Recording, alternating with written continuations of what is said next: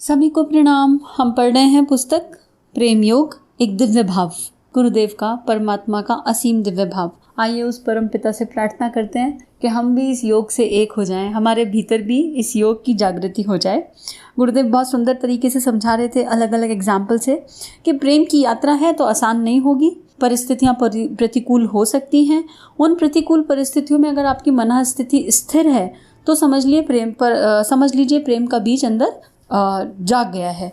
दूसरा, गुरुदेव साधारण प्रेम और दिव्य प्रेम का अंतर समझा रहे थे।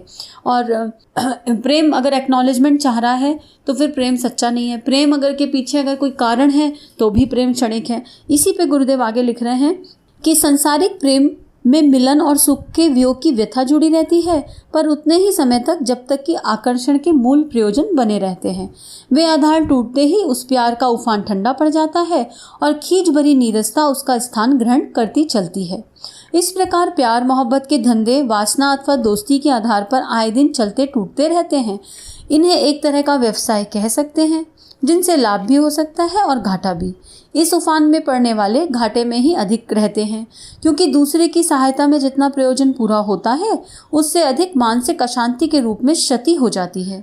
इसलिए इस प्रकार के प्यार मोहब्बत के झंझट से दूर रहकर सामान्य शिष्टाचार, सज्जोनित एवं मर्यादित मित्रता को ही लोक जीवन में सराहा गया है और शांति संतुलन की अपेक्षा करने वालों को उस झंझट से दूर रहकर स्थित प्रज्ञा जैसे राग द्वेष से बचते रहने की मनस्थिति अपराय रहने का परामर्श तत्ववेत्ताओं ने दिया है।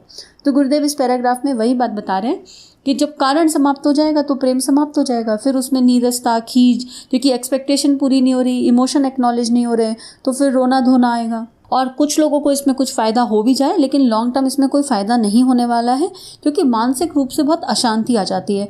अंतःकरण में हर समय लोअर इमोशन, दूसरे के लिए जिससे एक समय में जिससे सबसे ज़्यादा प्रेम करते थे आज उसी से सबसे ज़्यादा नफरत कर रहे हैं। इस लेवल पे इंसान चला जाता है एट टाइम्स पे, उसी से सबसे ज़्यादा चिढ़ है। अगर प्रेम बिल्कुल बॉडी कॉन्शियसनेस का है और पूरा एक्सपेक्टेशन में डूबा हुआ है तो यही सिचुएशन होगी। लेकिन प्रेम सच्चा है और एकदम इमॉर्टल वाला है, एकदम अमरता वाला है, तो सामने वाला कुछ भी कर ले आपकी मनस्थिति स्थित रहेगी। तो गुरुदेव कह रहे हैं कि तत्ववेत्ताओं ने कहा है कि स्थित प्रज्ञा मतलब जो बिल्कुल स्थित है, तटस्थ है, समता के भाव में है, वो अपना कर्म कर रहा है और उसके हृदय में नेचुरल फ्लो है प्रेम का, एकदम नेचुरल फ्लो।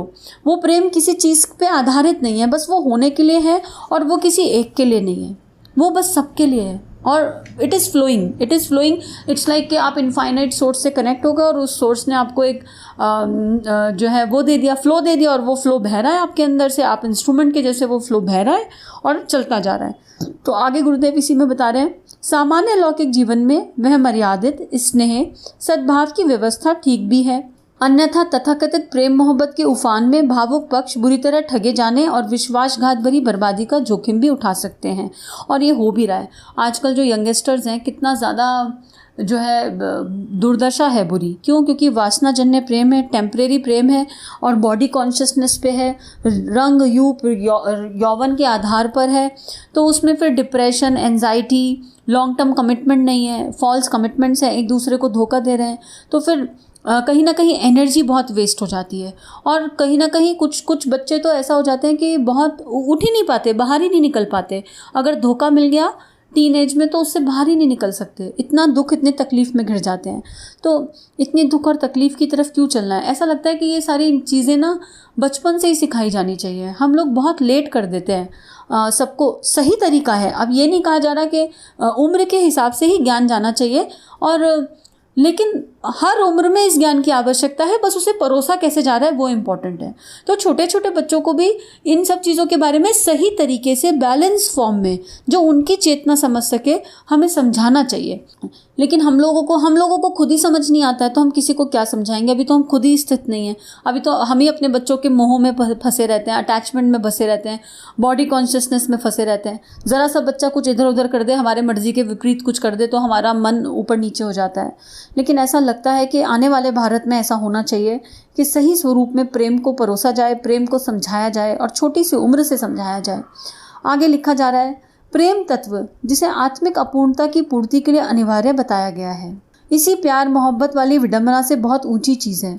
अगर आत्मा को पूर्ण करना है, अगर हमें इस धरती पर आए हैं, और कभी तो पूर्णता होगी, किस जन्म में होगी नहीं पता, पर कभी तो परमेश्वर से एक होंगे ही। अगर यात्रा चली है तो उसकी पूर्णता के लिए प्रेम तत्व का अपने जीवन में होना, अपनी आत्मा में होना बहुत ज़्यादा आवश्यक है, एक्सट्रीम इम्पॉर्टेंट है। और अगर हम उस प्रेम को भूलकर टेम्परेरी कॉन्शियसनेस में प्यार, मोहब्बत, वासना, बॉडी कॉन्शियसनेस, फॉल्स रिलेशनशिप में फंस रहे हैं, तो फिर बहुत विडंबना वाली बात है। गुरुदेव कह रहे हैं कि फिर साधना की यात्रा नहीं हो रही। प्रेम एक ऐसी साधना है जो अपने अंतःकरण में दबे अमृत निर्झर को उद्भुत करने के लिए की जाती है। इसका माध्यम कोई भी चुना जा सकता है, यहाँ तक कि निर्जीव और संवेदन रहित, प्रत्युत्तर दे सकने में असमर्थ पाषाण प्रतिमा को भी ऐसे प्रेम परिष्कार के लिए बिना किसी कठिनाई के माध्यम चुना जा सकता है। मीरा के गिरधर गोपाल और रामकृष्ण परमहंस की काली प्रत्यक्षता पाषाण के ही प्रतीक थे। उनसे प्रत्युत्तर या प्रतिदान की आशा कैसे की जा सकती थी? फिर भी अनेक भक्तजनों ने इस प्रकार के प्रतिमा प्रतीकों को इष्ट देव मानकर प्रेम तत्व की आराधना आरंभ की और उसमें पूर्ण सफलता भी पाई।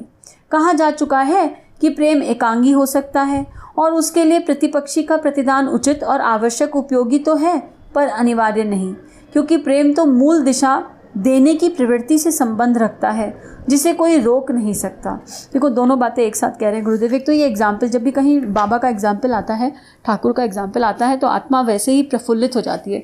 गुरुदेव ने अपने ठाकुर स्वरूप में बहुत ही सुंदर लर्निंग्स दी और जीवन बहुत सुंदर कर दिया। तो गुरुदेव कह रहे हैं माध्यम कोई भी हो, हृदय में प्रेम होना चाहिए। जैसे तुलसीदास जी का एग्जाम्पल दिया था, सूरदास जी का एग्जाम्पल दिया कि उनके अंदर वो प्रेम तत्व विद्यमान था, चाहे वो किसी के लिए भी था, और उसी प्रेम का परिष्कार भगवान ने कर दिया। तो माध्यम कोई भी हो। और मीरा जी का और माँ मीरा का और बाबा का एग्जाम्पल, ठाकुर रामकृष्ण परम का हंस का एग्जाम्पल इतना सटीक है यहाँ पर कि क्या था, उनकी मम्मी ने, माँ मीरा की जो माँ थी, उन्होंने केवल एक प्रतिमा ही तो दी थी छोटेपन में और कहा था ये तेरा पति है, इससे तेरा ब्याह हो गया, ऐसा मान ले। और उनकी श्रद्धा और विश्वास उस पर टिक गई और वो ऐसी टिकी कि उनके कहना उनके लिए जीवंत हो गए। माँ काली बाबा के लिए जीवंत हो गई। तो हमारे लिए क्या गुरुदेव जीवंत नहीं है? शरीर रूप में नहीं है, लेकिन जीवंत है ना। हमने उन्हें महसूस किया है ना हर पल। तो बस जो श्रद्धा, और जहाँ श्रद्धा टिक जाए प्योरेस्ट फॉर्म में, और जहाँ विश्वास टिक जाए, वहीं से संवाद होने लगता है।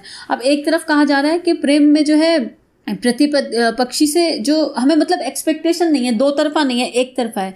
लेकिन जब हम इस यात्रा पे चलते हैं ना, तो कुछ भी एक तरफा नहीं है, क्योंकि गुरुदेव कई बार बता चुके ना कि भगवान तो भक्त के अधीन है। अगर भक्त है और तो भगवान है, और भगवान है तो भक्त है, दोनों एक दूसरे के साथ अपनी लीलाएं रचते रहते हैं। तो जिसने जिया ना वो जान सकता है।